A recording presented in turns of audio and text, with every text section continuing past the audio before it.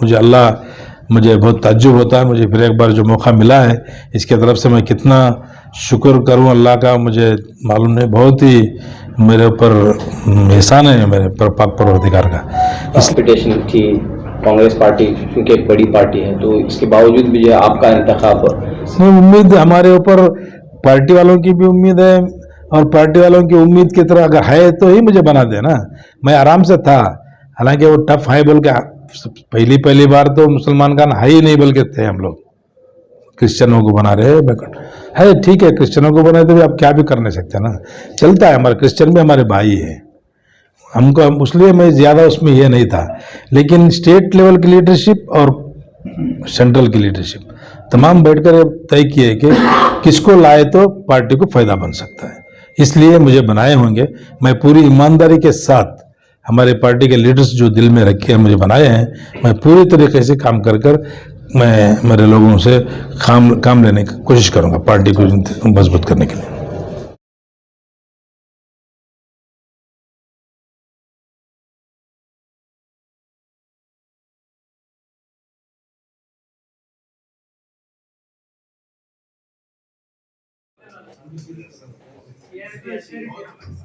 Sir साहब एक minute.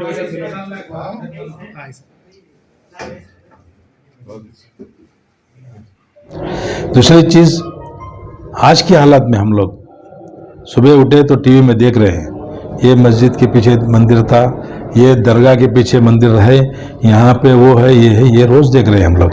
लेकिन ये सब हमारे को वर्गला करने के लिए, ये जो कम्युनल फोर्स है ये लोग हमको वर्गलाने के लिए कर रहे हैं।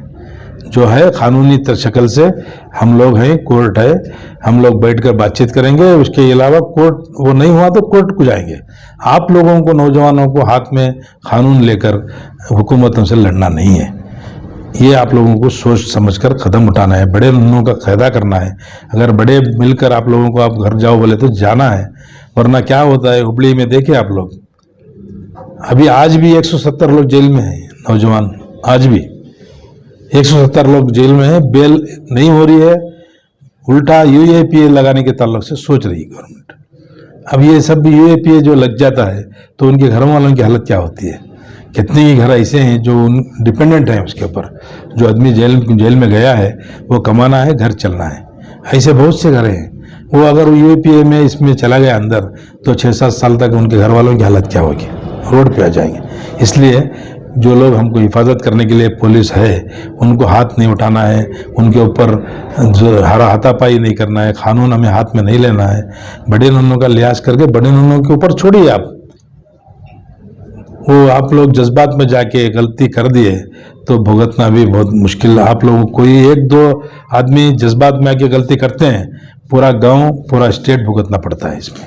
इसलिए आप लोग ये सब हमारा साथ दीजिए।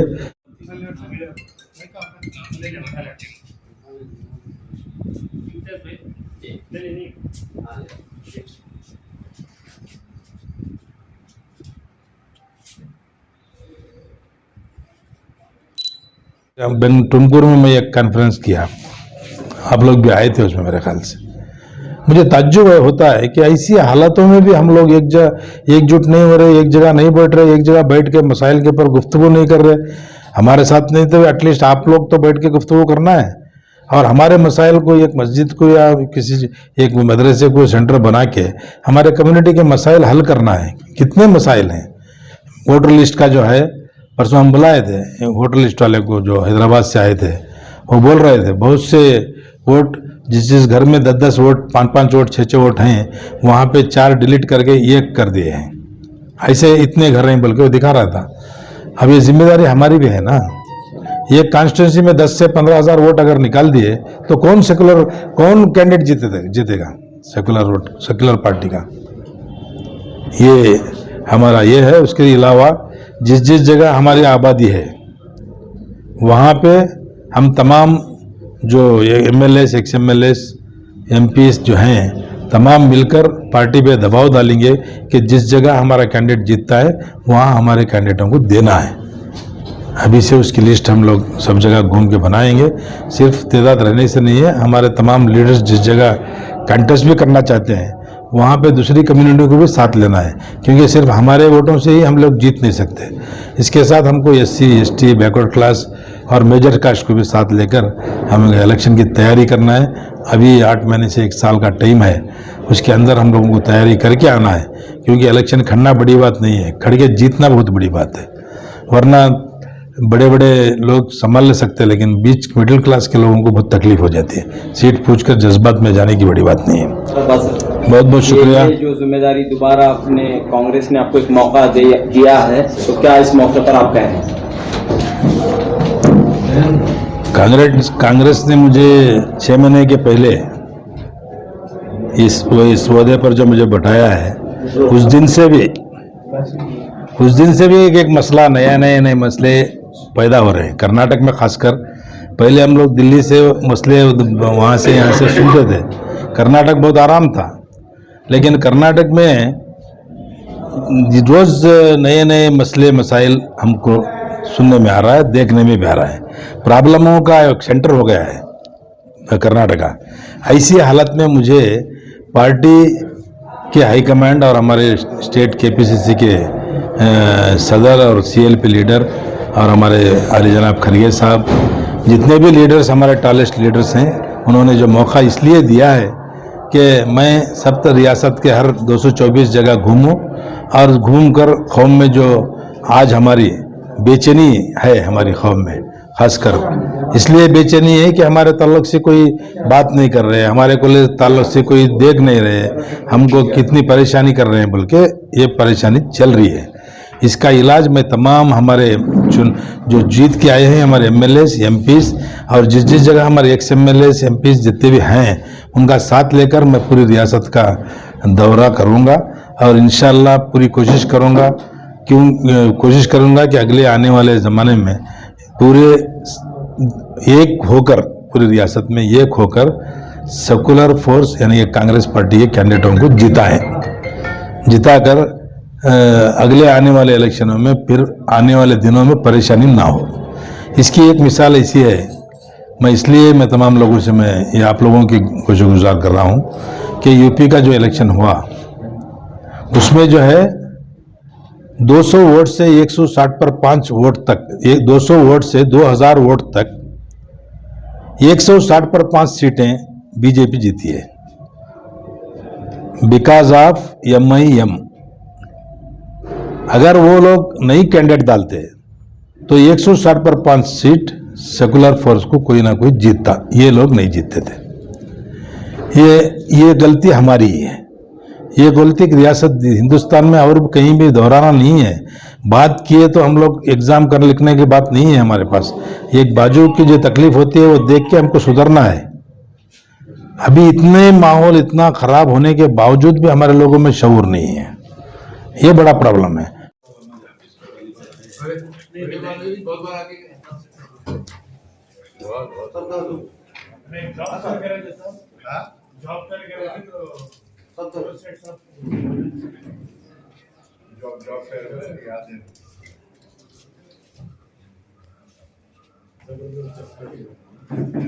मुबारकबादी सबसे पहले तो जब्बार भाई को और हम सबको ये बात की मुबारकबादी मैं देना चाहता हूँ कि एक काबिल इंसान की पहचान उनको रिकग्नाइज किया गया और एक जो जिम्मेदारी निभाते आए हैं अच्छी तरह से, वैसे इंसान को दोबारा एक बड़ी जिम्मेदारी दे के इलेक्शन के टाइम पे ये पोस्ट देना माइनॉरिटी के प्रेसिडेंसी का और MLC का, ये एक बहुत बड़ी जिम्मेदारी और एक बहुत बड़ा भरोसा होता है और उसी को जिम्मेदारी दी जाती है जिस पे सबको भरोसा हो। मुझे याद है जब सिद्धरामैया साहब के सरकार में हम भी MLA थे, सब MLC साहब थे, कन्वीनर थे ये माइनॉरिटी लेजिस्लेटर्स के, तनवीर सेठ साहब माइनॉरिटी के हमारे मिनिस्टर थे और एक अच्छा बड़ा स्ट्रांग ग्रुप एक माइनॉरिटी के थोड़े राइट्स के लिए और वांट्स के लिए, मतलब उनकी ज़रूरत और उनके जो हक थे, जब कहाँ कहाँ डाइल्यूट होते गए थे उनको वापस एक प्लेटफॉर्म पे ला के रखने में कामयाब हुए काफ़ी हद तक। और उसका शुक्रिया अदा मैं सिद्धरामैया साहब को और तनवीर सेठ साहब को दोनों को देना चाहूँगा आज आप सबके सामने से। मुझे क्या नहीं मिला वो अलग बात है। मुझे नहीं मिला मतलब माइनॉरिटीज़ नाराज़ है ऐसा नहीं है, मैं नाराज़ हूँ ऐसे होता है। ये हमें हमेशा देखना है। आज हालात हिंदुस्तान में ऐसे है जहाँ माइनॉरिटीज़ टारगेटेड है, तो कांग्रेस और बाकी और भी जो पार्टियां हैं सेक्युलर पार्टीज उसको डिफेंड करने की कोशिश में ही है, मगर एक इतना जुल्म हो रहा है और जालिम इतना ताकतवर होते जा रहा है दिन ब दिन। शायद हमारी भी कमज़ोरी है एक कौम के हिसाब से अगर हम देखें, तो इसको कैसे रिस्ट्रक्चर करके, इसको कैसे विद इन द कॉन्स्टिट्यूशन कानून के दायरे में रह करके हम इसके साथ कैसे लड़ें एकजुट होकर के, ये हमें सोचना है। और अकेले कोई नहीं सोच सकता। ये सब जमातें बड़ी बड़ी जमातें हैं, सब मिल करके एक बहुत ही ऑर्डिनरी माइनॉरिटी का बंदा भी बहुत इम्पोर्टेंट रोल प्ले करता है हर जगह पे।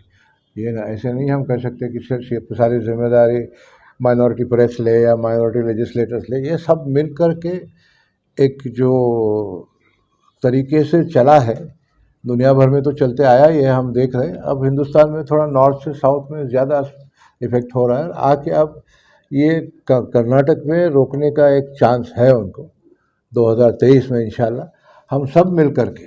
मैं मेरे एमएससी का रिस्पेक्ट नहीं करूँगा तो बाकी लोग नहीं करेंगे। यहाँ हमारा जो भी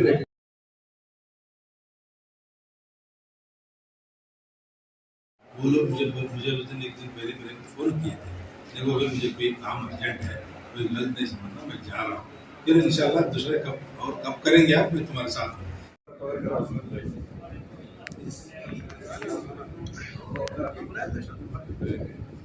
पूरा करें।